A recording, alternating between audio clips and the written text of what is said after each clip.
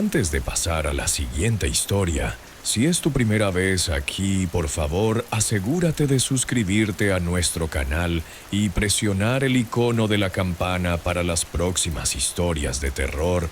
Necesitamos tu apoyo. Comparte estas historias con tus amigos y familiares. Gracias. Cuando era más joven, trabajé durante 3 veranos como director de un campamento en los Pōʻukenos, a finales de los años 90. Disfrutaba estar rodeado de niños y forjar amistades con los demás consejeros. Una de nuestras tradiciones más esperadas ocurría cada miércoles por la noche, el juego de Manhunt. Para quienes no lo conocen, Manhunt es una especie de escondite a gran escala, jugado en la oscuridad del bosque.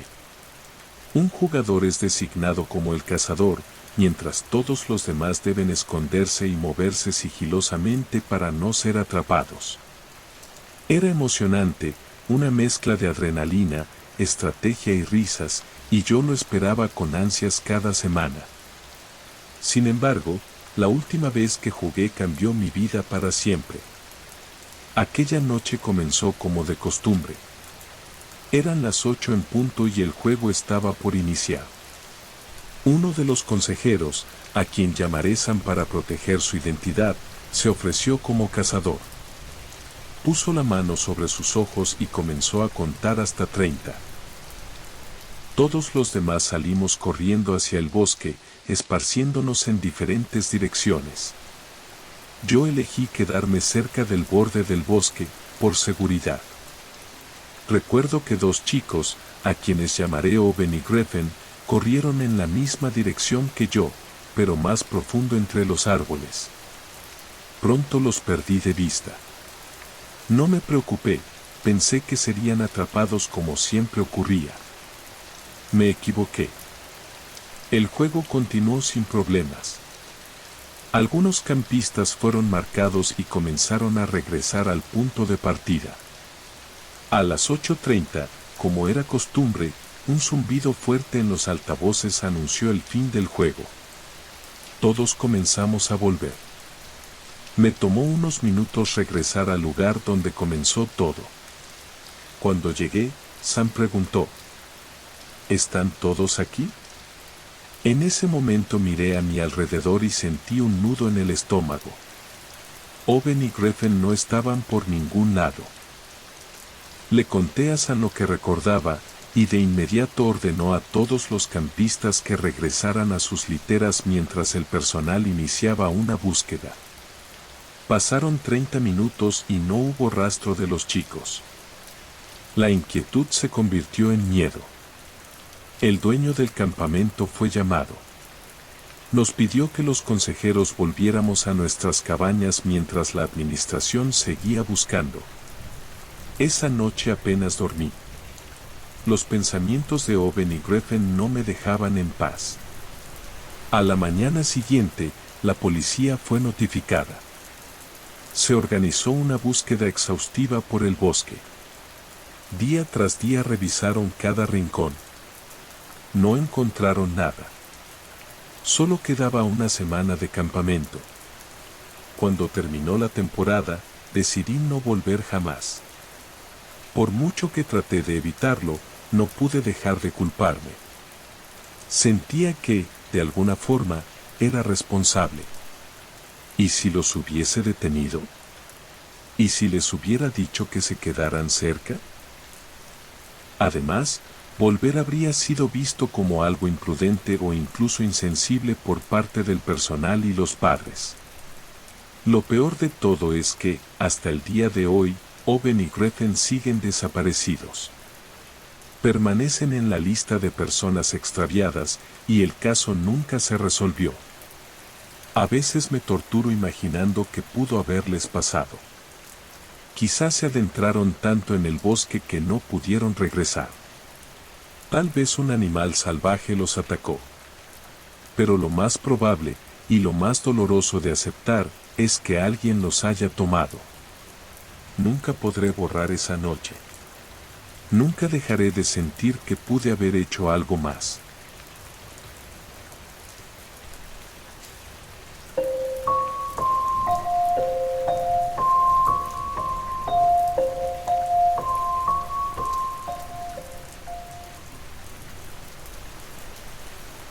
Tengo 22 años y estoy a punto de comenzar mi último año de universidad.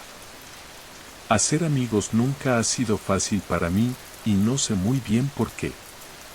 Siempre me ha costado conectarme con las personas de la forma en que parece natural para los demás. Cuando me sentía solo, solía entrar a Omegle, ese sitio donde puedes chatear con desconocidos al azar. La mayoría de las veces, las conversaciones eran aburridas, incómodas o directamente extrañas. Algunas personas eran amables, otras groseras, otras simplemente raras. Aún así, navegar entre caras aleatorias se volvió un hábito. No buscaba nada en particular.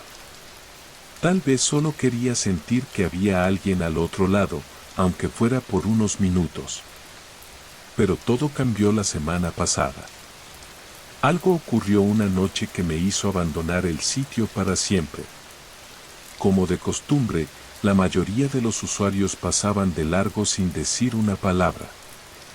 Ya estaba acostumbrado. Pero entonces apareció una ventana con dos chicos.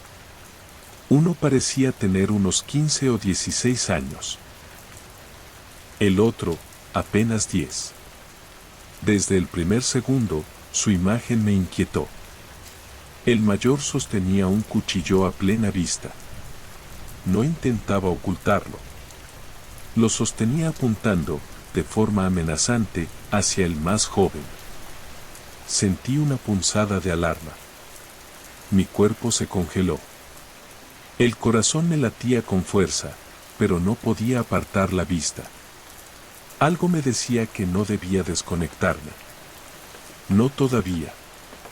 El niño más pequeño, con una voz temblorosa y una expresión de miedo, dijo simplemente: «Hola». Una palabra sencilla, pero que, en ese contexto, sonó completamente fuera de lugar. Entonces, el mayor gritó con una voz áspera y agresiva: «No te vayas». Me sentí atrapado. Cada parte de mí gritaba que apagara la computadora, que me alejara de esa escena. Pero algo me detuvo. Pensé en el niño, en lo que podría pasarle si yo desaparecía en ese momento. Esa idea me paralizó más que el miedo. Tomé aire y respondí el saludo, intentando sonar tranquilo, aunque mi voz también temblaba. Le pregunté su nombre, si estaba bien. En lugar de contestar directamente, el niño comenzó a hablar de su cumpleaños, como si estuviera intentando distraerse o fingir que todo estaba bien. Asentí, fingiendo normalidad, pero nada en aquella situación lo era. Entonces, el chico mayor volvió a gritar: «Ahora vete». Por un momento, no entendía a qué se refería. Pero la realidad se reveló pronto, de la peor manera posible. El niño comenzó a hacer algo. Algo que no puedo describir sin que me tiemblen las manos. La escena fue tan perturbadora que me sentí como si estuviera atrapado en una pesadilla. Quise salir de la llamada de inmediato, pero el cursor no se movía. La pantalla estaba congelada. Ni siquiera el botón de encendido de mi computadora funcionaba. Intenté todo. Golpeé teclas, presioné botones, pero nada respondía. Mi computadora de escritorio tenía el cable de energía oculto tras el escritorio, entre muebles que no podía mover fácilmente en ese momento. No tenía escapatoria. Tuve que quedarme, obligado a mirar, con el corazón palpitando y una mezcla de terror y desesperación apoderándose de mí. Después de lo que pareció una eternidad, el video simplemente terminó. La pantalla se apagó por sí sola, dejándome solo en la oscuridad, en completo silencio. Me quedé sentado allí, temblando, tratando de procesar lo que acababa de ver. Por un segundo, sentí alivio. Pero enseguida me golpeó la pregunta: ¿qué fue exactamente lo que vi? Pensé en hablar con alguien, pero no sabía qué decir ni a quién recurrir. ¿Me creerían? ¿Qué podrían hacer?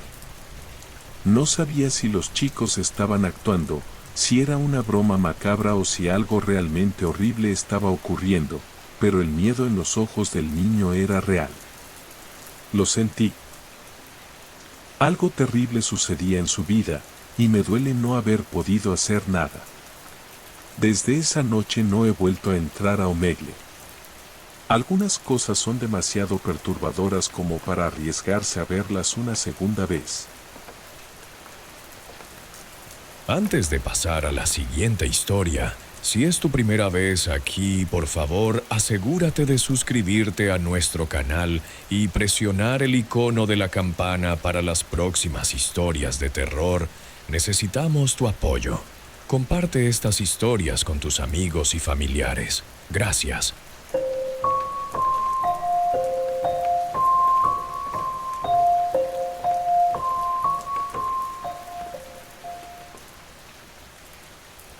Me desperté a las 7 de la mañana, como cualquier otro día de trabajo. Con los ojos entrecerrados, estiré la mano hacia el teléfono. La alarma sonaba y, medio dormido, la deslicé hacia arriba para detenerla. Aún no estaba listo para salir de la calidez de mi cama, así que no me levanté a verme al espejo como siempre. En lugar de eso, abrí la aplicación de la cámara para revisar si me había salido algún grano nuevo. Era perezoso, pero más rápido que ir hasta el baño. Apenas abrí la aplicación, algo me llamó la atención. En la esquina inferior izquierda, apareció una miniatura de un video que no recordaba haber grabado. Me sorprendió, pero no me alarmé. Quizás lo había iniciado por accidente. Sin embargo, sabía que la última vez que usé la cámara fue hace 3 días. Lo recordaba bien. Aún así, toqué la miniatura para ver de qué se trataba. El mundo pareció volverse irreal en cuanto comenzó a reproducirse. El video mostraba mi habitación, grabada desde el ángulo habitual de la cámara frontal. Pero lo que más me perturbó fue ver a alguien entrando. Una figura, lenta, sin apuro, caminando directo hacia mi cama.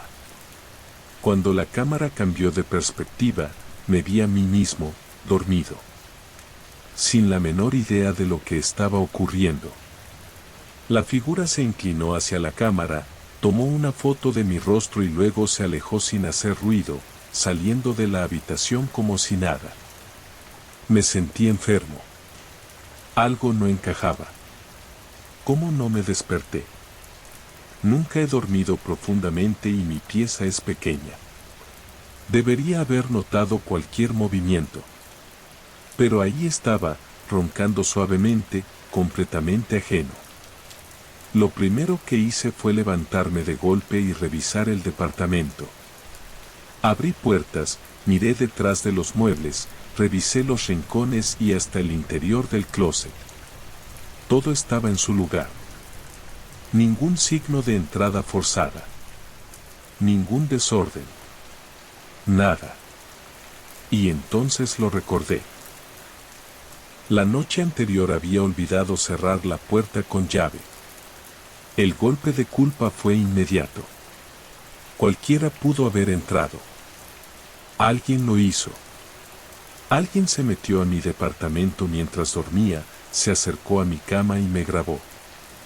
No se llevaron nada. Solo dejaron ese video. ¿Una broma? ¿Una amenaza? Escribí de inmediato a varios amigos, preguntando si sabían algo o si alguno era responsable. Tal vez era una broma pesada. Pero todos lo negaron. Y lo hicieron con una sinceridad que no podía ignorar. Ninguno de ellos haría algo así. Era demasiado perturbador. Me sentí estúpido por no tener contraseña en el teléfono. Desde ese momento, configuré una buena pantalla de bloqueo y reforcé mi seguridad. Mientras desayunaba, no podía dejar de pensar en el video. Volví a abrirlo para revisarlo con más calma. Miré los detalles del archivo, y fue entonces cuando todo se volvió aún más extraño. El video no estaba guardado como una grabación local. Según los metadatos, había sido descargado. Mi mente se desbordó de preguntas. ¿Quién lo subió? ¿Desde dónde? ¿Alguien cercano? ¿Alguien que tuviera acceso a mi red o incluso que viviera en el edificio? Pensé en llamar a la policía, pero luego dudé. No hubo robo. La puerta no estaba forzada. No tenía cámaras de seguridad. Y el único indicio de que algo pasó era ese video. ¿Qué podrían hacer con eso? Traté de seguir con mi día. El trabajo no iba a detenerse solo porque viví algo escalofriante. Pero la ansiedad no me soltaba. Me perseguía una idea constante: esa persona no había terminado. Volví a ver mentalmente el video una y otra vez. La forma en que esa figura se movía no era la de alguien nervioso o improvisado. Se notaba cómodo, familiarizado con el espacio. Y eso me heló la sangre. ¿Era la primera vez que lo hacía? ¿Cuántas veces antes había estado allí, sin que yo supiera? Al llegar a casa, revisé todo otra vez. Cada habitación, cada rincón, incluso los armarios. Nada. Todo igual. Pero cuando cayó la noche, el miedo volvió con fuerza. Sabía que debía dormir, pero solo pensar en acostarme en la misma cama donde ocurrió todo me llenaba de terror. Cerré la puerta con llave, verifiqué 2 veces. Me metí en la cama, aferrado a la manta, tratando de convencerme de que estaba a salvo. Pero no podía dejar de pensar, ¿por qué grabaron ese video? ¿Solo para asustarme? ¿Para algo peor? ¿Y si volvían? Cada sonido me sobresaltaba. Dentro y fuera de la habitación. La imagen de esa figura inclinándose sobre mí, como en el video, volvía una y otra vez a mi cabeza. Me repetí que estaba seguro. Que ahora la puerta estaba cerrada. Pero aún así, una parte de mí no podía dejar de pensar que esa persona podía seguir aquí adentro.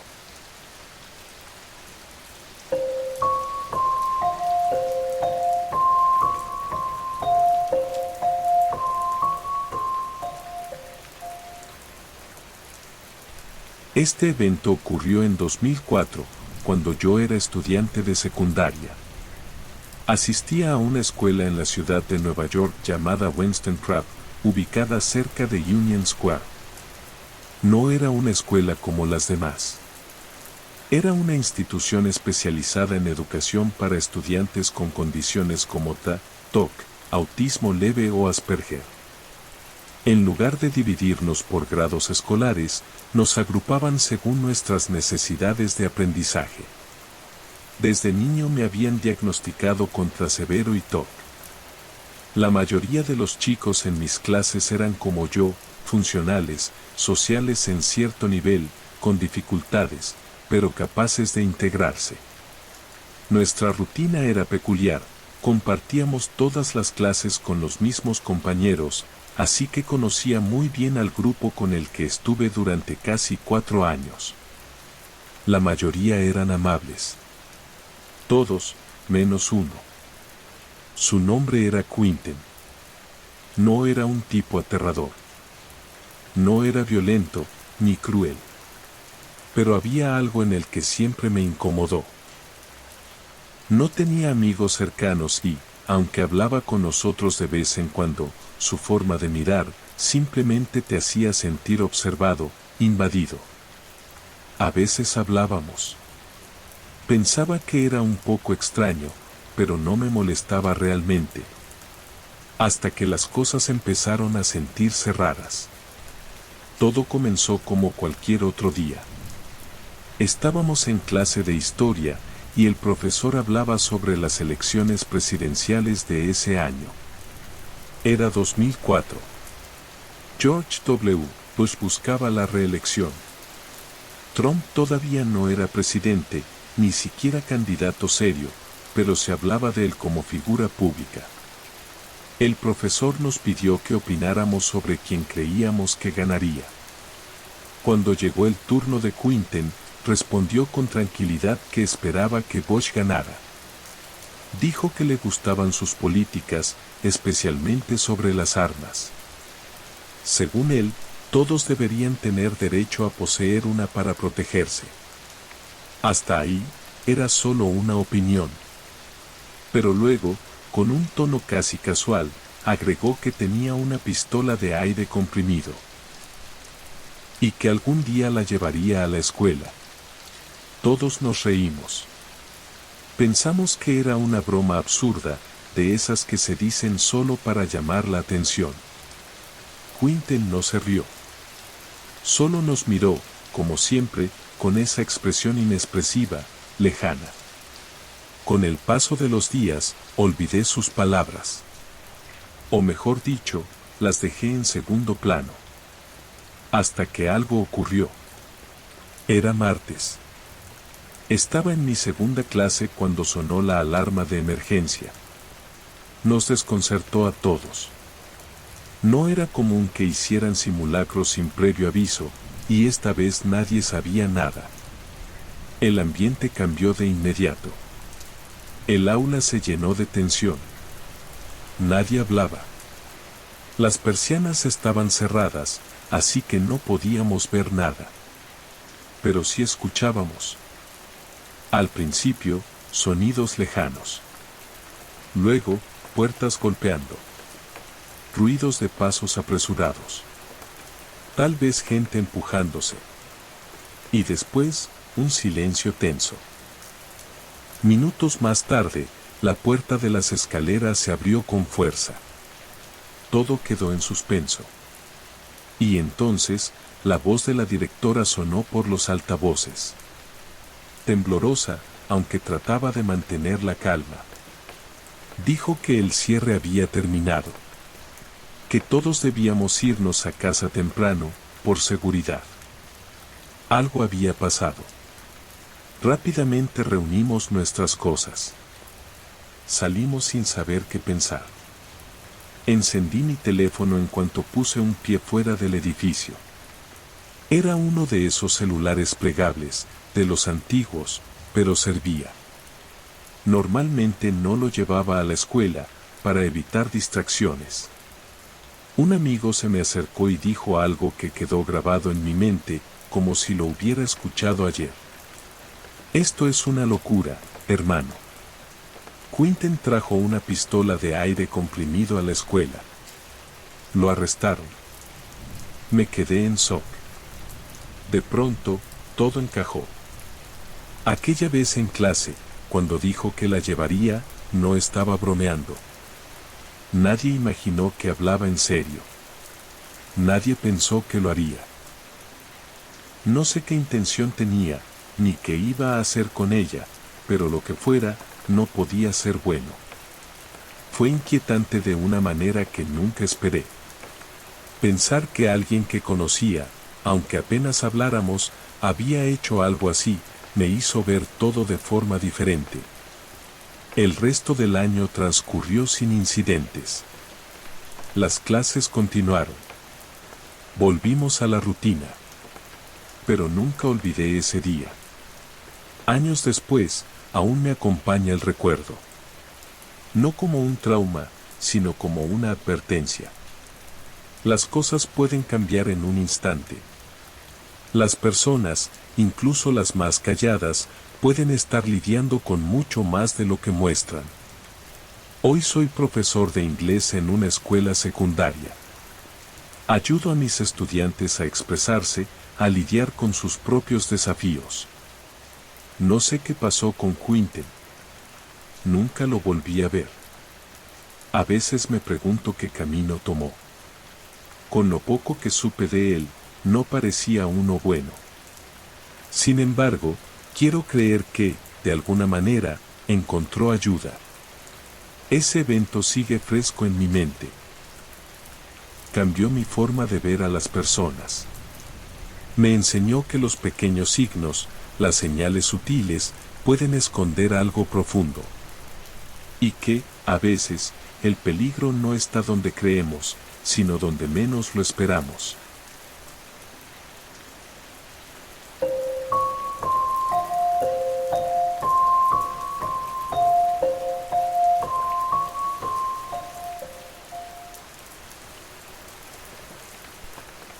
En 1968 me mudé de Bangladesh a Nueva York. Fue un cambio enorme, tanto para mí como para mi esposa, nuestros 2 hijos y los familiares de ella que nos acompañaban. Yo había estudiado inglés desde los 3 años y lo hablaba con fluidez. Había terminado mis estudios en la Universidad de Dhaka y, en ese momento, necesitaba trabajar para sacar adelante a mi familia. Cuando llegamos por primera vez a Nueva York, no teníamos dinero, así que nos instalamos en una zona pobre del Bronx. Las calles estaban sucias, el clima era insoportablemente caluroso, y por todas partes había ratas y violencia de pandillas. No teníamos aire acondicionado, así que simplemente nos las arreglábamos como podíamos. Además, enfrentábamos prejuicios todos los días, pero no dejamos que eso nos desanimara. Nuestro único objetivo era sobrevivir y ganar lo suficiente para cubrir las necesidades básicas. Trabajé en 2 empleos, durante el día era taxista, y por las tardes, cajero en una tienda de dulces. Mi esposa ganaba dinero cosiendo, y nuestros hijos iban a la escuela. Con esfuerzo y sacrificio, logramos llegar a fin de mes. No era mucho, pero alcanzaba para el alquiler, la comida, los útiles escolares y otras necesidades. Ahorrábamos lo poco que podíamos. Con el tiempo, pudimos mudarnos a Queens, a una zona más tranquila, con una casa más bonita y estable. Seguimos trabajando duro, y nuestros hijos progresaban en la escuela. Todo marchaba bien, hasta que un día de 1980 nuestras vidas cambiaron para siempre. Eran entre las 2 y las 3 de la tarde. Yo estaba en la tienda de dulces, como de costumbre. Generalmente, la gente entraba, compraba algo y se iba. Pero ese cliente tenía otras intenciones. Me encontraba detrás del mostrador esperando, sin imaginar lo que estaba a punto de suceder. El hombre entró vestido completamente de negro, llevaba gafas de sol, un sombrero y una máscara que le cubría el rostro. Supe de inmediato que iba a robar. Sacó una pistola y gritó: «Abre la caja registradora ahora». Me quedé congelado. No podía moverme del miedo. Levanté las manos para mostrar que no iba a resistirme e intenté abrir la caja, pero mis manos temblaban tanto que no pude. Entonces gritó algo que jamás olvidaré: «Lárgate, estúpido Porky». Y apretó el gatillo. Caí al suelo justo a tiempo. La bala rozó mi mejilla, faltando mi cabeza por apenas unos centímetros.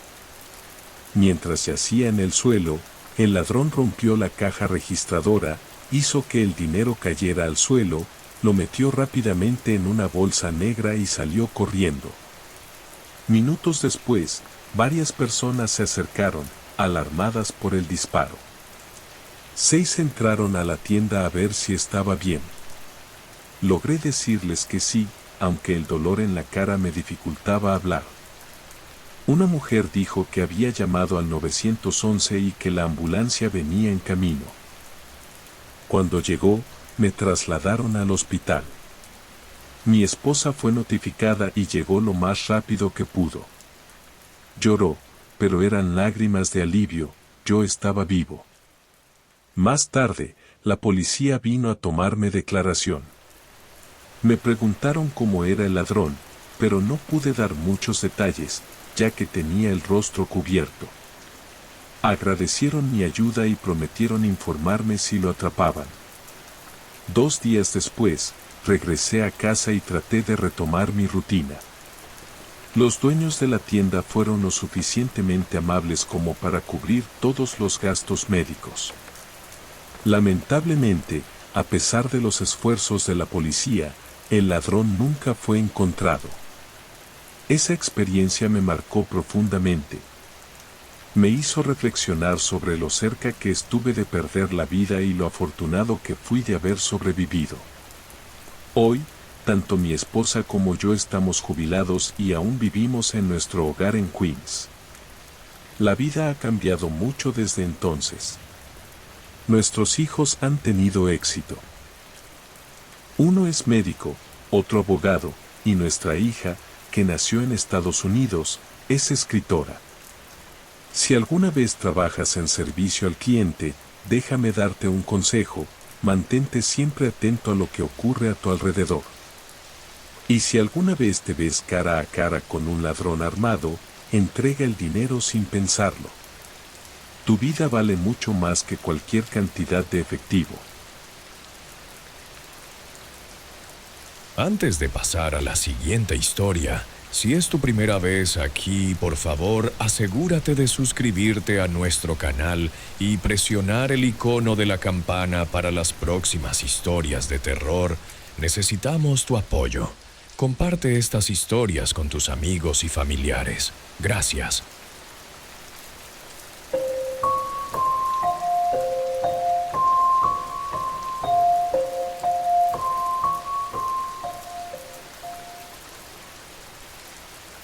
Me mudé a Nueva York en 2019 para estudiar. Siempre había soñado con vivir en la ciudad, rodeado de oportunidades y luces brillantes. Alquilé un pequeño apartamento en el tercer piso de un edificio antiguo. No era perfecto, pero era mi primer hogar lejos de la familia, y me encantaba la libertad que me daba. Me llamo Corlin y siempre he sido independiente. Sin embargo, vivir solo en una ciudad tan grande puede ser difícil. Los primeros meses transcurrieron con normalidad, iba a clase, hice algunos amigos, y mis noches las pasaba estudiando o viendo Netflix. La zona donde vivía era generalmente tranquila por las noches, y mis vecinos eran una mezcla de personas mayores y jóvenes. Al menos, me sentía seguro. Pero una noche cambió todo. Después de un largo día en la universidad, me senté en mi escritorio cerca de la ventana para terminar algunas tareas.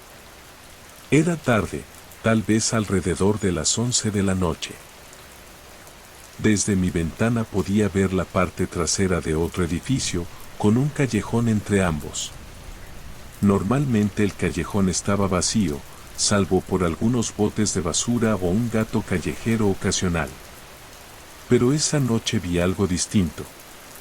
Al principio pensé que estaba cansado y me estaba imaginando cosas, pero cuando miré de nuevo, estaba claro, había una persona en el callejón, mirándome directamente a la ventana. La luz de un poste cercano apenas iluminaba su rostro, así que no pude distinguir sus rasgos. Era alto y vestía ropa oscura, que lo hacía mezclarse con la noche. Sentí un escalofrío recorrer mi espalda. No sabía qué hacer. Por un momento sentí un peso en el pecho y mi corazón comenzó a acelerarse. Seguí mirando, esperando que se fuera, pero no lo hizo. Permaneció inmóvil, quieto como una estatua. Me dije a mí mismo que no era nada, que solo alguien estaba pasando, que tal vez ni siquiera me estaba mirando. Cerré las persianas e intenté concentrarme en mi trabajo, pero no ayudó. Mis manos temblaban y estaba demasiado asustado para enfocarme. Apagué la lámpara del escritorio, me metí en la cama y me cubrí la cabeza con las mantas, tratando de olvidar lo que había visto. Me tomó tiempo quedarme dormido, pero finalmente el agotamiento venció. En medio de la noche, me desperté de repente. Al principio no sabía por qué. La habitación estaba oscura y silenciosa. Luego recordé a la persona en el callejón. Mi corazón volvió a latir con fuerza. Me repetí que solo había sido un sueño, que no había nadie allí, pero el miedo me obligó a revisar algo. Unas semanas antes había instalado una pequeña cámara en mi habitación, no porque me sintiera inseguro, sino porque mis padres pensaron que era buena idea, ya que vivía solo. La cámara estaba en una estantería frente a mi cama, apuntando a la puerta, principalmente para saber si alguien entraba mientras yo estaba fuera. Nunca imaginé que la usaría mientras dormía. Saqué el teléfono y abrí la aplicación que se conectaba a la cámara. Mis manos temblaban mientras avanzaba el video hasta la hora en que me había dormido. En la grabación, yo estaba acostado en la cama. El suave resplandor de las luces de la calle apenas iluminaba la habitación a través de las cortinas. Todo parecía normal, hasta que sucedió algo inesperado. Alrededor de las 3 de la madrugada, la puerta de mi apartamento se abrió. Dejé de respirar por un segundo. No había escuchado nada, estaba seguro de haber cerrado con llave antes de acostarme. La puerta se abrió lentamente en el video y alguien entró en la habitación. Era el mismo hombre que había visto en el callejón. Era alto, llevaba una chaqueta oscura con la capucha levantada. No entró corriendo, se movió lentamente, casi deliberadamente, y se detuvo cerca del pie de mi cama. Mientras veía el video, sentí que mi estómago se revolvía. No tenía idea de que alguien había estado parado junto a mí mientras dormía. Al principio, no hizo nada. Simplemente se quedó allí, mirándome en la oscuridad. Mi corazón latió rápido mientras adelantaba la grabación. El hombre no se movió durante al menos 10 minutos, simplemente me observaba. Finalmente, se acercó y se inclinó hacia mí, como si quisiera verme mejor mientras dormía. Se movió ligeramente, probablemente solo un reflejo. Luego retrocedió, como si temiera despertarme, y salió tan silenciosamente como había entrado. Después de que se fue, la puerta se cerró detrás de él. No se llevó nada ni tocó nada. Simplemente estaba allí, observándome. Me quedé acostado, mirando la pantalla del teléfono durante mucho tiempo, tratando de entender lo que acababa de ver. Mi corazón palpitaba y la boca se me secó. No sabía qué hacer. ¿Debía llamar a la policía? ¿Qué iba a decir? Que alguien había entrado a mi apartamento, se había quedado allí y luego se había ido sin hacer nada. No pude dormir el resto de la noche. Los pensamientos sobre lo que podría haber pasado daban vueltas en mi cabeza. ¿Por qué había entrado? ¿Qué quería? Al día siguiente llamé al administrador del edificio y a la policía. Les conté la historia y les mostré el video. Prometieron investigar, pero no pasó nada. El intruso nunca fue identificado. Después de eso, compré una cerradura nueva para la puerta y ahora la reviso 2 veces cada noche. Duermo con las luces encendidas, pero siempre siento que alguien me está observando, sin importar lo que haga. Incluso ahora, cada vez que miro por la ventana, medio espero ver a esa persona mirándome de vuelta. Nunca volvió, pero siempre recordaré esa noche. Cada vez que cierro los ojos, siento que alguien me observa. Saber que alguien estuvo en mi apartamento mientras dormía, vulnerable, no es la emoción de libertad que esperaba al vivir solo. Fue una pesadilla de la que nunca pude escapar.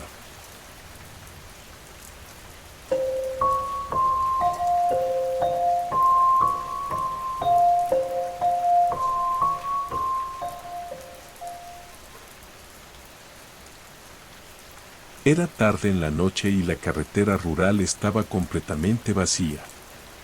La luna colgaba baja en el cielo, arrojando una luz pálida sobre la autopista desierta que tenía delante. Sentía que habían pasado horas desde la última vez que vi otro auto. La aguja del medidor de combustible flotaba justo por encima de la marca roja, estaba casi sin gasolina. Me arrepentí de no haber llenado el tanque antes, pero no tenía idea de cuánto faltaba para la próxima estación de servicio. Empecé a sentir ansiedad cuando vi una luz débil a lo lejos. A medida que me acercaba, reconocí una vieja y pequeña estación de gasolina, algo sacado de otra época. Era pequeña, con una sola bomba y un letrero de neón que parpadeaba suavemente en el aire quieto de la noche. La pintura del letrero estaba desgastada y la palabra gas apenas se podía leer.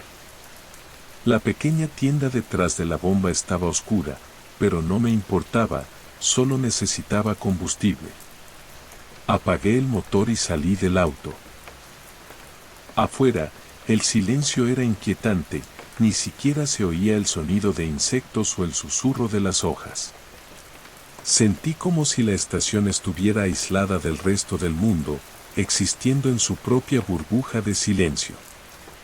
Caminé hacia la bomba y tomé la boquilla, notando que era un modelo antiguo. Tiré de la manija esperando escuchar el flujo de gasolina, pero no pasó nada. La bomba estaba muerta, silenciosa. La toqué unas cuantas veces, pero seguía sin funcionar. Frustrado, decidí buscar ayuda. Tenía que haber alguien alrededor, aunque el lugar parecía abandonado. Caminé hacia la pequeña tienda y toqué la puerta de madera. Esta crujió bajo mi mano.